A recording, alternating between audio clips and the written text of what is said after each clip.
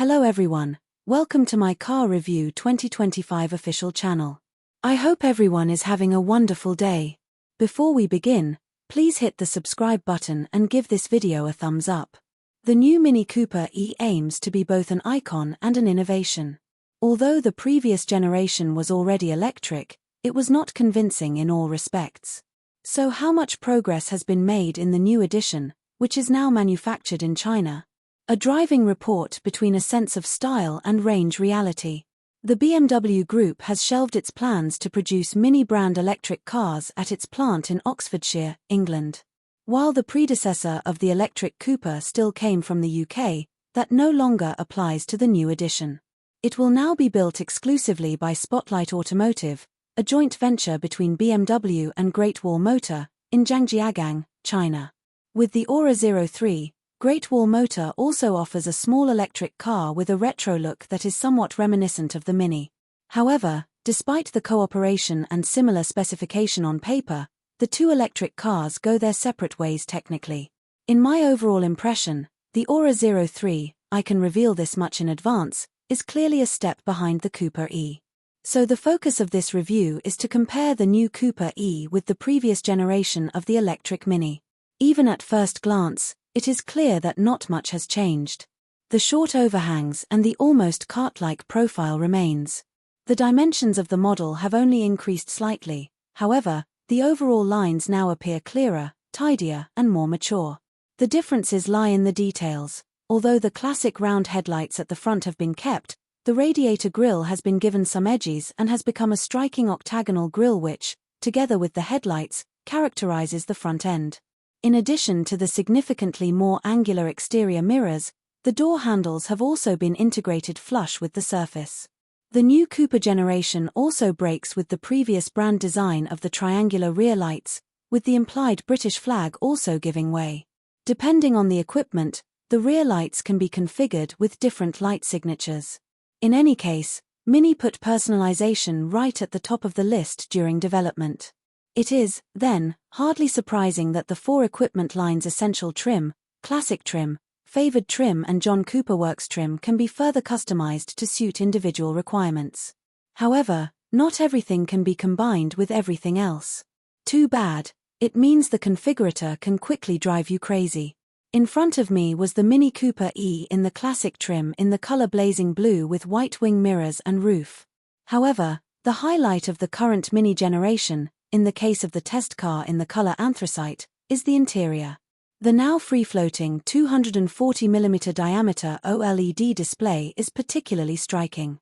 Below this is a newly designed toggle bar. Mini remains true to itself here, too, with 5 switches that house the parking brake, gear selector, start-stop switch, experience mode selection and volume control functions. The driver information display has been omitted. Instead, Mini offers an optional head-up display. The cockpit has been significantly streamlined overall and no longer appears overloaded.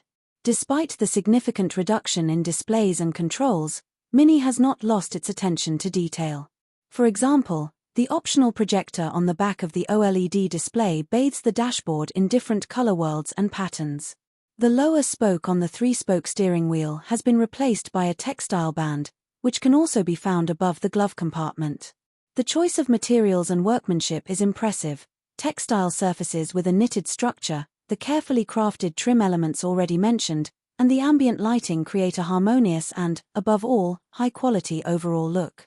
If you want even more individuality, you can choose between various experience modes. Although these do not affect the driving characteristics, they do adjust the lighting in the interior, among other things. 4 different driving characteristics. One of the Mini modes must be selected. Yes, even I had to figure it out first, which in turn allows colors and displays to be changed. Not to mention the matching sounds, which is thankfully only annoying at the start and fades away as the speed increases. Among the driving modes, the core mode is mainly suitable for longer journeys. Instead of driving dynamics, the focus here is on comfort. The mode does its job well, at least when driving on the motorway. On city and country roads with lots of bends, however, I found the suspension too spongy and the steering too indirect. However, the go-kart mode provided the greatest driving pleasure. In this mode, concessions must logically be made in terms of suspension comfort. The Mini is as hard as a board on the road and manages to bring the familiar go-kart feeling to the road. Tight steering underpins the sporty driving experience, like a little cornering predator. Did I have fun? You'll have to visualize the grin on my face at this point. If you don't like the standard settings in this mode, you can still customize the suspension or the driving dynamics to suit your own needs. Also a success, the new recuperation, fixed or adaptively adjustable, works sensitively and enables genuine one-pedal driving. Regardless of which driving mode you ultimately choose, the Mini Cooper E continues to be powered by an electric motor on the front axle with an output of 135 kilowatts. Acceleration from 0 to 100 km per hour also remains at 7.3 seconds. The top speed is 160 km per hour, perfectly adequate, as my test showed. I didn't miss anything. If that's still not enough for you, there's more from the Cooper SE variant, which delivers 160 kilowatts, 6.7 seconds from 0 to 100 km per hour and a maximum of 170 km per hour.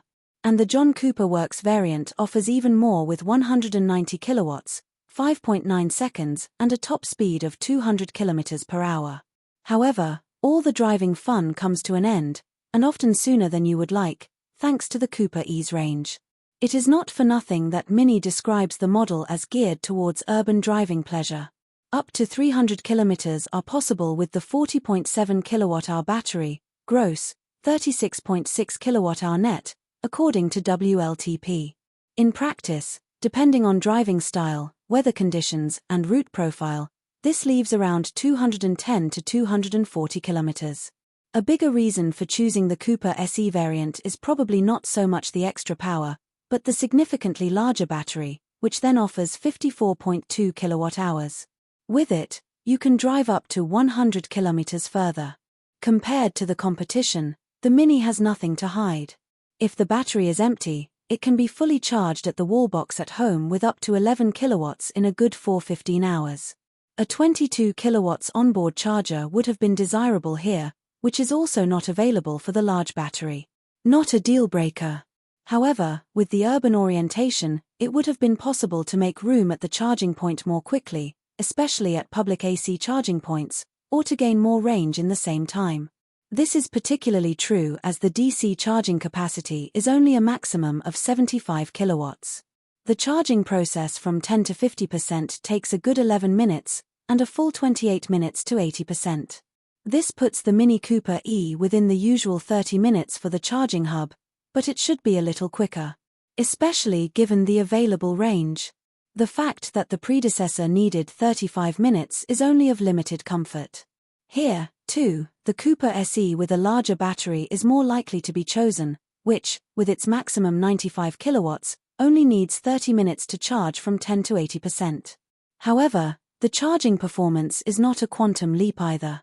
Flourish logo A Flourish chart. Regardless of whether the battery is small or large, preconditioning helps to maximize charging performance. To do this, route planning must be activated and charging stops either automatically scheduled or a charging station explicitly selected. Mini allows you to filter charging stations by power, charging connection, or access type. Unfortunately, this filter has to be reset every time you start a new journey. On the other hand, the route planning with charging stops provides a very good overview of how many % you will arrive at the respective charging station with, how much you need to charge and how long the stop will ultimately take before you can continue your journey. However, I sorely missed a SOC display showing the current battery status on the overview page of the huge display. You have to click your way through the rather convoluted infotainment menu for this. With a better UI, you wouldn't have to scroll for a very long time to access certain information.